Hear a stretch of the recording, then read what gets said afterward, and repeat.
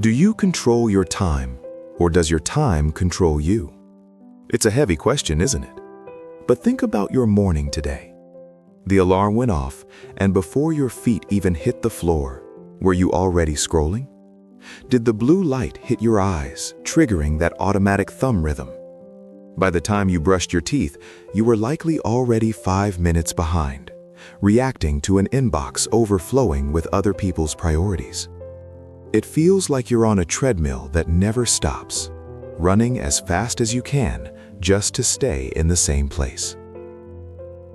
Welcome back to The Last Read. Books for your ears, wisdom for your life. I'm your host, and today we are breaking down a book that challenges the very foundation of how we view getting things done. It's called Make Time by Knapp and John Zeratsky. Now, let me be clear right out of the gate.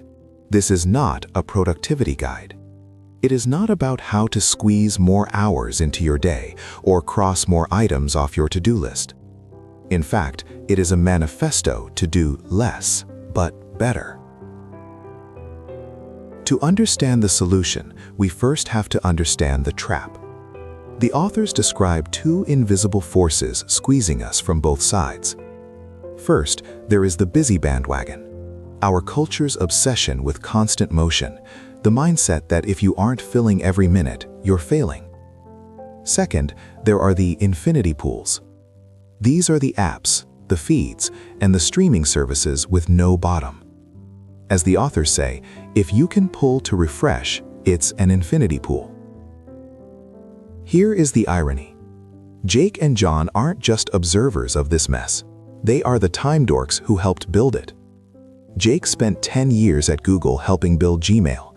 John was a design lead at YouTube. They built the treadmill. They saw firsthand how these technologies were designed to steal our attention, and they realized they were missing their own lives, missing moments with their kids and hobbies, just to feed the machine they created. So they treated their lives like a design experiment and developed a 4-step framework to escape the chaos. Highlight, laser, energize, and reflect. Let's start with step 1, highlight. Most of us run our days on default, reacting to a to-do list. But a to-do list is just a record of other people's demands. The Make Time method asks you to wake up and ask one question. What is the bright spot of my day? This isn't about what you have to do. It's about what you want to be the priority. Maybe it's a project to do at work, sure, but maybe it's cooking a nice dinner for your family or simply doing something that brings you joy. By choosing a highlight, you move from being reactive to being proactive. But once you pick that highlight, you have to defend it. That leads us to step 2, laser. This is about locking out distractions, and the authors offer a tactic here that terrifies most people: deleting the kryptonite from your phone. Yes, they suggest removing email, Instagram, and Twitter from your mobile device. They use a brilliant analogy involving cookies. If you have a plate of fresh cookies on your kitchen counter, you will eventually eat them. It doesn't matter how much willpower you have. But if you leave the cookies at the grocery store, you probably won't drive all the way there just to get one. Deleting apps adds that friction. You aren't quitting the internet. You're just moving the cookies to the store so you can enter laser mode, that state of pure flow where you actually get things done. However, you can't maintain laser focus if your physical battery is dead. That brings us to step 3, energize.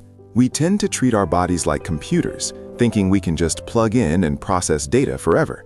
But Jake and John remind us that, biologically, we are still cavemen. To get mental energy, we need to treat our bodies like prehistoric hunter-gatherers. That means eating real food, moving around, and actually seeing the sunlight. They suggest simple tactics like the caffeine nap, drinking a coffee and immediately napping for 15 minutes to get a double boost of energy, or simply taking a walk without your phone to let your brain reset. Finally, how do you know if any of this is working? You need step 4, reflect. This turns your life into a laboratory. At the end of the day, you take a few seconds to record some data. Did you make time for your highlight? What was your focus level? What was your energy level? It's not a diary, it's a scorecard. By tracking this, you stop guessing why you're tired and start seeing patterns. You realize, oh, a sugary breakfast tanks my energy at 11 a.m., or I focus better when I don't check news in the morning. When you combine these 4 steps, you shift your entire mindset.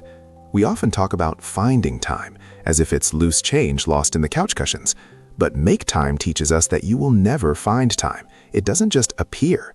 You have to make it. You have to aggressively clear space for the things that matter, or the day will just fill up with the default settings of busyness and distraction. If you want to dive deeper into the 87 specific tactics in the book, I've put a link to grab a copy in the description. So, here is your challenge for tomorrow. Don't just wake up and scroll. Pick your highlight. Make your time yours again. Thanks for listening to The Last Read, and remember, your time is your life. Don't let it scroll away.